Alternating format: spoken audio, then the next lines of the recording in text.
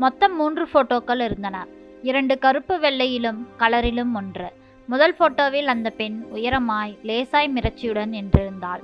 கை வைக்க ஒரு மேடை, அதில் இடது கையை மடித்து வைத்திருந்தாள். பின்பக்க உயரமாய் ஆளுயர நிலை கண்ணாடி, தலையின் நெற்றியில் சுட்டியுடன் இணைத்து பின்பக்கமாய் நெடுக தாளம்பூ, ஜடை பின்னி அது பின்புற முழங்கால் வரை தொங்கிக் கொண்டிருந்தது. கண்ணிமை பளிச்சென இருந்தது. இது பெருசானப்ப எடுத்ததாம் என்றாள் அக்கா. இரண்டாவது போட்டோ கொஞ்சம் க்ளோஸ்அப். இது அவங்க வீட்டு மாடியில் எடுத்தது. மூன்றாவது போட்டோ நல்ல அழகாக இருந்தது. அதை பார்த்தவுடன் தொட்டி ரோஜா செடி அருகே அதிகாலையில் மஞ்சள் பட்டு புடவையில் வாடாமல்லி கலர் முந்தானை, ஜரிகையெல்லாம் வைத்து கல்யாண பெண் போலவே இருந்தாள். முகம் மட்டும் அலங்காரம் இல்லாமல் சிம்பிளாக இருந்தாள். பிடிச்சிருக்குதா என்றாள் அக்கா. ஒரு நொடியில் வாழ்க்கையை நிச்சயிக்கும் நேரம். இந்த பெண்ணா என்னோடு கடைசி வரை முகத்தை உற்று பார்த்தான். பேர் என்ன என்றான். அப்ப பிடிச்சிருக்குதானே? பேருதானே கேட்டேன். சுசித்ரா என்றாள்.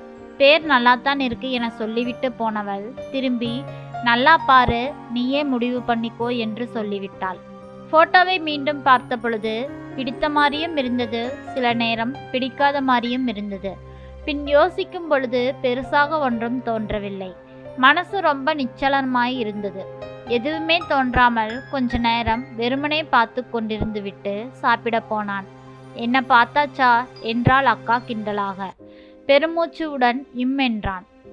என்ன முடிவு பண்ணியிருக்கிற? நீ என்ன சொல்ற? நானா கல்யாணம் பண்ணிக்க போற? அப்ப எனக்கு வேண்டாம். என்ன விளையாடுறியா என்றாள் முகம் மாறி. அக்கா இங்க பாரு, கல்யாணம்னு சொன்ன உடனே நான் ஏதோ மோகத்திலேயோ வெக்கத்திலேயோ பேசுறதா நினைச்சுக்காதே. நிஜமா எனக்கு பயமா இருக்கு. பயமா? அடப்பாவி! பின்ன ஒரு போட்டோவை கொடுத்து உன் வாழ்க்கையை தீர்மானிச்சுக்கன்னா வேற என்ன வேணும்? நிறைய யோசிக்கணும், அவளுடன் நிறைய பேசணும். உங்கிட்டையும் அந்த பொண்ணுக்கிட்டையும் பேசலாம். பேசு. விவேகானந்தனுக்கு நிறைய பேச பிடிக்கும். அக்காவிடம் நிறைய பேசி இருக்கிறான். வேறு ஆளில்லாத குறையோ என்னவோ பேசி மட்டுமே தீர்த்திருக்கிறான். அப்பா அம்மாவெல்லாம் அழுக்கு கலர் சட்டமிட்ட மங்கலான கண்ணாடியில் 2 கருப்பு வெள்ளை உருவங்கள், அவ்வளவுதான். வேற எதுவும் தெரியாது. மற்றபடி எல்லாமே அவனுக்கு அக்காதான். இது நாள் வரை இனித்தான் தீர்மானிக்க வேண்டும். தூங்க போகும் பொழுது அக்கா கூப்பிட்டாள். பேசணும், நீயே சொல்லு. இங்க பாரு, பொண்ணு பிஎஸ்சி படிச்சிருக்குதா, நல்ல சிவப்பு, உன்னை விட 2 அங்குலம் உயரம் குறைச்சல், ஒயர் கூடை பின்னுவா, தையல் தெரியும், நல்ல கலகலன்னு பழகிற சுபாவம் தான், கடைகண்ணிக்கு போகவெல்லாம் நல்ல பழக்க வழக்கம். அவதான் உனக்கு சரியானவ. அது மட்டும் போதுமா? எனக்கு ஒத்து போக வேண்டாமா? எப்படி புரியல? இல்லை என்னோட டேஸ்ட்டுக்கு ஒத்து வருவாளா? நான் காரக்குழம்பு அப்பளம்னு சொல்லல. மனசு ரீதியா எனக்கு நிறைய பேசணும். ஒளிவு மறைவு இல்லாம ராத்திரி 1 மணி வரைக்கும் படிக்கணும். ஆடம்பரம் பந்தா இல்லாம எப்பொழுதும் சிம்பிளாக இருக்கணும். மலையை பார்க்க பிடிக்கணும். மலை தண்ணியில் வெறுங்காலால நடக்க பிடிக்கணும். ரொம்ப மெதுவா மேண்டலில் மியூசிக் பிடிக்கணும். இன்னும் இதே மாதிரியாக இன்னும் நிறைய இருக்கு. அப்படி இல்லை, அப்ப வர்றவ உனக்கு தகுந்த மாதிரி சுத்தமா மாறிக்கணும், அவ்வளவுதானே? அப்படியும் சொல்ல முடியாது, அவ விருப்பப்படியும் இருக்கலாம். அப்ப நீ மாறுவியா? யாருமே மாற வேண்டாம், விட்டு கொடுத்து போனாலே போதும். நீ சின்ன விஷயத்துக்கெல்லாம் ரொம்ப தடுமாறடா. வாழ்க்கைங்கிறதே அட்ஜஸ்ட்மெண்ட் தான். ஒருத்தருக்கு ஒருத்தர் விட்டு கொடுத்தல் தான். உன் உடம்புக்குத்தான் வயசு 28 ஆகுது, மனசுக்கு இல்லை. இன்னும் சின்ன பையனாத்தான் இருக்கிற. இதுல கூட என் விருப்பப்படி இல்லைனா வேற எப்படி? அதெல்லாம் எனக்கு தெரியாது. நீ என்னென்ன பேசணுமோ நாளைக்கு அந்த பொண்ணுக்கிட்டேயே பேசிக்கலாம். நாளைக்கு நாம பொண்ணு பார்க்க போறோம். இப்ப போய் படு, ரொம்ப யோசிக்காத, பைத்தியம் மாறிடுவ என்றாள். மறுநாள் விவேகானந்தன் ஆபீஸுக்கு அரை நாள் விடுப்பு போட்டுவிட்டு அக்காவோடு பெண் பார்க்க போனான். எப்படியாவது பொண்ணு கூட பேசுறதுக்கு மட்டும் அனுமதி வாங்கி தரேன். நல்லா பேசிடு, நிறைய பேசிடு. என்ன? பார்க்கலாம் என்றான் மெதுவாக. அக்கா, உனக்கே தெரியும் எனக்கு தாழ்வு மனப்பான்மை அதிகம். பொண்ணு என்னை விட எல்லாத்துலேயும் அழகு, படிப்பு, பர்சனாலிட்டி. நீ சொன்ன மாதிரியே 2 அங்குலம் குறைச்சலா இருந்தா நல்லதுதான். அது மாதிரி பார்த்துக்கோ. இதென்னடா புது கதை? பின்னால நான் பெரியாளா நீ பெரியாளான்னு பிரச்சனை எதுவும் வரக்கூடாது. அப்ப எங்காச்சும் போய் கிராமத்துல கண்டாங்கி புடவை கட்டிட்டு இருக்கிற பிள்ளைய பிடிக்க வேண்டியதுதான் என்றாள் அக்கா. அப்படியும் இல்லை, கொஞ்சம் மாடர்னாக இருக்கணும், 4 இடம் ஆஃபீஸ் ஃபங்க்ஷனுக்கெல்லான்னு. ரொம்ப குழப்பிட்டடா என்னையவே. பெண் வீட்டுக்கு போன பொழுது வெற்றிலை பாக்கு போட்டுக்கொண்டு 2 பெருசுகள் ரொம்ப சம்பிரதாயமாக கும்பிட்டது. ஒருவர் பெண்ணின் அப்பாவாம். வந்த இடத்துக்கு சம்பந்தமில்லாமல் எதையோ பேசிவிட்டு கடைசியில் பெண்ணை கூப்பிடுங்கப்பா. அந்த பெண் வந்தது. போட்டோவில் பார்த்ததை விட கன்னம் கொஞ்சம் செழிப்பாக இருந்தது. பொத்தம்பொதுவாய் எல்லோரையும் கும்பிட்டு விட்டு இவனை பார்த்து ஹலோ என்றது.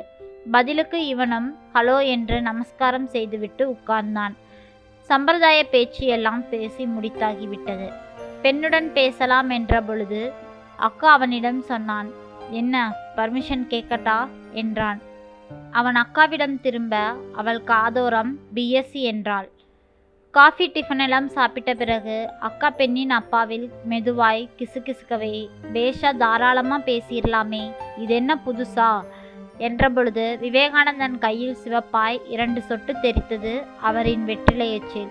அந்த ரூம் ஏதோ குடோன் போல் இருந்தது. இருவரும் எழுந்து போனார்கள். சுசித்ரா நாட்காலியை இழுத்து போட்டு உட்காருங்க என்றாள். காலோரம் ஏதோ புசு புசுவென ஊறியது. பார்த்தால் மியாவ். வளர்க்கிறோம் என்று சொல்லி அந்த பூனையை அவள் அதட்டவும் அது மெதுவாய் கண் சிமிட்டிக் கொண்டே நடந்தது. சார் பேர் என்ன சொன்னீங்க? விவேகா? விவேகானந்தன். நீங்க பேசுறதுக்கு முன்னாடி நான் சில விஷயங்களை தெளிவுபடுத்தியறது நல்லது. என்னை பொறுத்த வரைக்கும் நோ ஃபார்மாலிட்டிஸ். மனசு விட்டு சிலது சொல்லிடுறேன். With your permission. என்றான் சன்னமாய். ஒரு பொண்ணுங்கிறதால என் அப்பா அம்மா குடும்ப கௌரவம் இதுக்கெல்லாம் கட்டுப்பட்டு நான் சிலதை இழந்து விட்டேன்.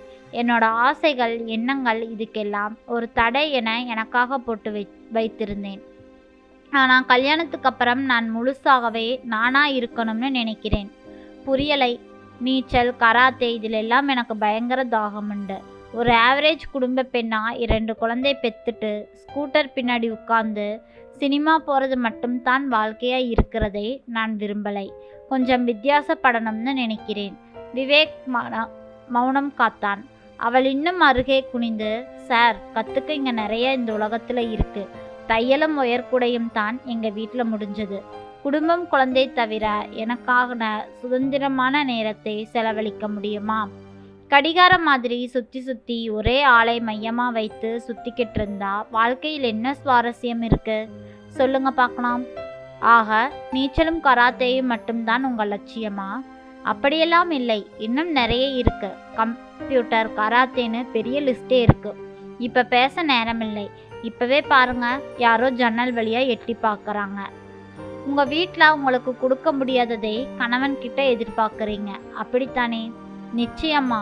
அதில் ஏதாவது தப்பா என்றாள். தப்புன்னு எதுவும் இல்லை. நாளைக்கு குழந்தை குட்டின்னு ஆயிட்டா எப்படி? அது ஒரு பக்கம், இது ஒரு பக்கம். அப்போ ஆத்துல ஒரு கால் சேத்துல ஒரு கால் ஆயிடாதா? சும்மா பழமொழி சொல்லியெல்லாம் என்னை குழப்ப பார்க்காதீங்க. நான் தெளிவா இருக்கேன். சரி என்று யோசித்து விட்டு இதற்கு நான் சம்மதிக்கலைனா என்றான். So simple. பெண்ணை பிடிக்கலைன்னு சொல்லிடுங்க. விவேகானந்தன் ஒரு முறை மனசை உலுக்கி கொண்டான். ஒவ்வொருவருக்கும் ஒவ்வொரு உலகம், கற்பனைகள், ஆசைகள், லட்சியங்கள். நான் தான் முதல் முறையாக உங்களை பொண்ணு பார்க்க வந்திருக்கேன்னு நினைக்கிறேன். ஆமாங்க. ஓகே என எழுந்து கொண்டான். என்ன எழுந்துட்டீங்க? பேசலையா? இல்லைங்க, மறந்து போச்சு என்று சொல்லிவிட்டு வெளியே போனான். அக்கா மெதுவாய் அருகே வந்து என்னாச்சு என்றாள். வீட்டில் பேசிக்கலாம். எல்லோரும் இவர்கள் முகத்தை பார்க்க அதே வழக்கமாக வந்து சொல்கிறோம் என்று சொல்லிவிட்டு கிளம்பினார்கள். பஸ்ஸில் போகும் பொழுது அக்கா மீண்டும் என்னாச்சு, பிடிச்சிருக்குதா இல்லையா? அவள் பேசியதை அக்காவிடம் சொன்னான். அக்கா, அவதாண்டா உனக்கு சரியானவ. அவ தெளிவாக யோசிக்கிறா. நீயும் உன் விருப்பங்களை அவளிடம் மனசு விட்டு சொல்லு, அவள் கண்டிப்பாக புரிந்து கொள்வாள் என்று சொன்னான். அன்று இரவு அக்கா சொன்னவாறே அவன் ஃபோனில் அழைத்து அவனுடைய விருப்பங்களையெல்லாம் சொல்லி, உன்னை எனக்கு பிடிச்சிருக்குது, என்னை உனக்கு பிடிச்சிருக்கா என்று கேட்டான். அவளோ, இதைத்தாங்க நான் உங்களிடம் எதிர்பார்த்தேன், ரொம்ப பிடிச்சிருக்குது, எப்போ கல்யாணம் வச்சுக்கலாம் என்று கேட்டாள். பெரியவர்களிடம் பேசி அவர்களுக்கு இனிதாகவே திருமணம் நடந்தது. இந்த கதை பிடிச்சிருந்ததுன்னா மறக்காமல் சப்ஸ்கிரைப் பண்ணி உங்களோட ஆதரவை கொடுங்க. உங்கள் ஒவ்வொரு ஆதரவும் எனக்கு மிக முக்கியம். நன்றி. நாளை வேறொரு கதையில் சந்திக்கலாம்.